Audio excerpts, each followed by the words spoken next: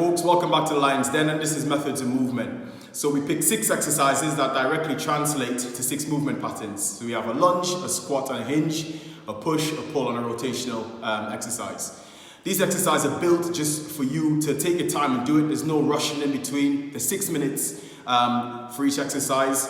Do between 8 and 12 reps and take your time with the exercise so that you actually get something out of it and improve your movement pattern.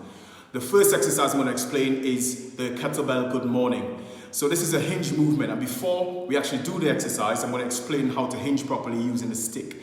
Now you can implement a stick yourself, try and follow the cues, because once we hammer down the hinge, then we can actually get into good mornings, get into proper deadlifts, RDLs, kettlebell swings, and better exercises that will improve our mobility and improve our flexibility. So without further ado, 6 minutes per exercise, here we go. So this exercise is called a good morning, and it's to work your hamstrings. It's a hinge movement.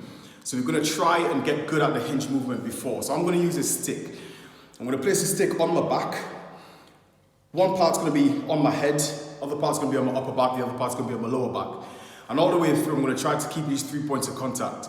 My hips are going to move backwards, my chest will remain forward, and hopefully my head will remain in a neutral position.